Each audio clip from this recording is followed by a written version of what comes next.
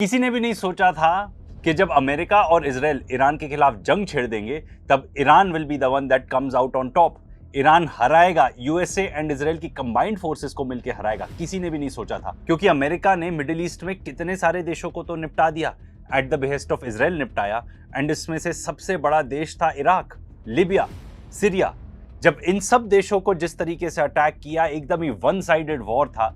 किसी ने भी नहीं सोचा था कि भाई ईरान इस तरीके से compete कर पाएगा against United states of America and Israel. And देखो, पिछले 1.5 साल से तो हम ही बता रहे हैं इस चैनल पे कि ये वाला वॉर होने वाला है, होने वाला है, होने वाला है। और अगर ईरान की बात की जाए तो वो तो इस वॉर के लिए प्लान कर रहे हैं, 20 साल से ऊपर हो गए उनको इस वॉर की प्लानिंग करते हुए। एंड ये सब दिख रहा है, आज के डेट में दिख रहा है। उन्होंने एक डिस्प्रपोर्शनेट वॉर लड़ा है, एंड सिर्फ हथियारों के साथ नहीं, उन्होंने दिमाग के साथ खेला है। अमेरिका और इजराइल को इतना ज्यादा नुकसान पहुंचा चुका है ईरान कि प्लैनेट लैब्स एक कंपनी है जो कमर्शियल सैटेलाइट इमेजरी प्रोवाइड करती है वहां के पूरे रीजन के लिए।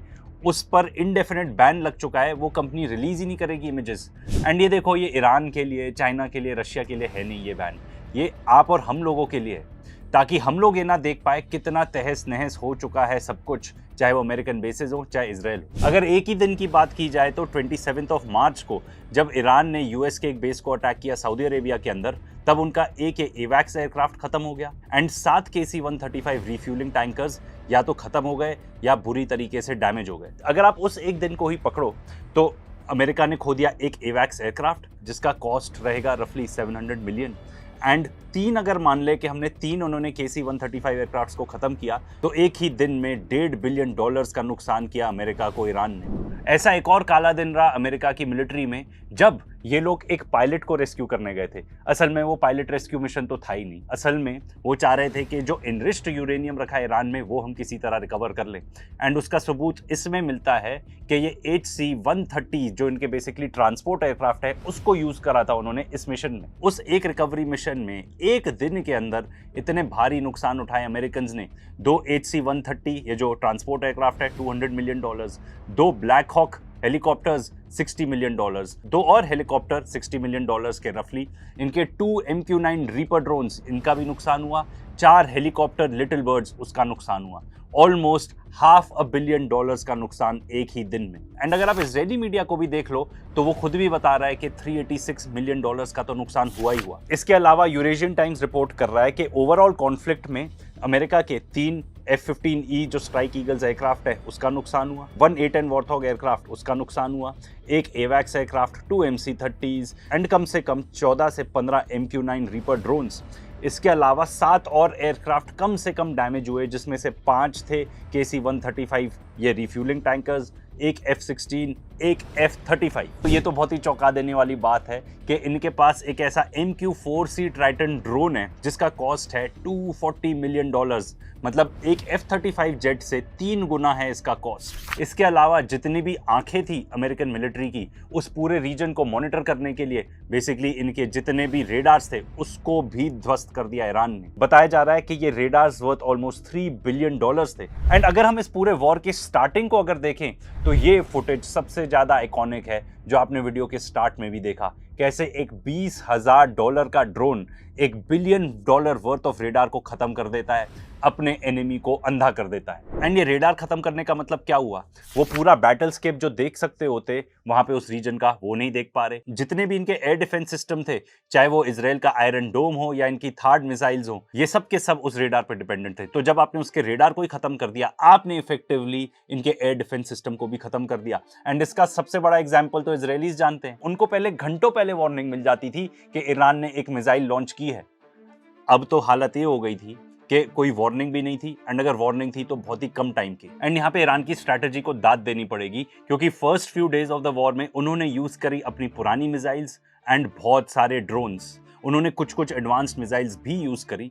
इसका रिजल्टेंट ये निकला कि अमेरिका एंड इजराइल ने अपना, उनके पास काफी जितना जो स्टॉक था एयर डिफेंस मिसाइल्स का, उसको पुरानी मिसाइल्स और ड्रोन्स में ही यूज कर लिया। इसका मतलब बाद में जब असली मिसाइल्स बाहर आई, जो इनकी लेटेस्ट टेक्नोलॉजी थी, उसको इंटरसेप्ट करने के लिए इनके पास कोई मिसाइल्स ही नहीं बची। मतलब पहले 16 डेज ऑफ वॉर में ही अमेरिका और इजराइल ने 11,000 से ज्यादा म्यूनिशन यूज करे, जिसका टोटल कॉस्ट था 26 बिलियन। एंड देखो, जैसे कि प्रोफेसर टेड पोस्टोल हमें बताते हैं कि जो एयर डिफेंस सिस्टम है इजराइल का, उन्होंने उसको बहुत ही बुरी तरीके से यूज किया।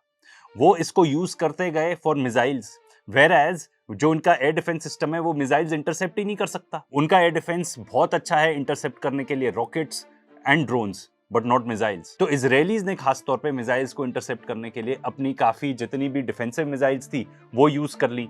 तो जब लेटर स्टेजेस ऑफ वॉर में जब ईरान ने और ज्यादा रॉकेट्स और ड्रोन्स उन्होंने लॉन्च करने चालू कर दिए, खास तौर पे हिजबुल्लाह भी साइमल्टेनियसली ये सब चीजें करने लगा, तब इजरायलीज के पास एयर डिफेंस सिस्टम भी नहीं बचा था इनको इंटरसेप्ट करने के लिए। एंड अगर इंटरसेप्शन रेट के बारे में बात करें तो हारेट्स, एक नॉन इजरायली न्यूज़पेपर, ही हमें बता चुका है कि ऑलमोस्ट 80% ऑफ मिसाइल्स जो हैं ईरान की दे वर गेटिंग थ्रू। अगर प्रोफेसर टेड पोस्टोल का नंबर देखें तो वो बताते हैं कि 90% वर गेटिंग थ्रू। असलियत तो ये है कि ईरान एक डिसप्रोपोर्शनल वॉरफेयर लड़ रहा है, 21st सेंचुरी का वॉरफेयर लड़ रहा है, एंड उसके जो एनिमीज है अमेरिका और इजराइल वो पिछले सदी का वॉरफेयर लड़ रहे हैं। अमेरिकन एंड इजरायलीज यूज करते हैं एयरफोर्स, ठीक है, वेयर एज ईरानियंस यूज करते हैं drone force and missile force, जिसमें ना तो आदमी लगता है, एंड अगर आप देखो तो इनके ड्रोन्स एंड मिसाइल्स ये बहुत ज़्यादा कॉस्ट भी नहीं करते।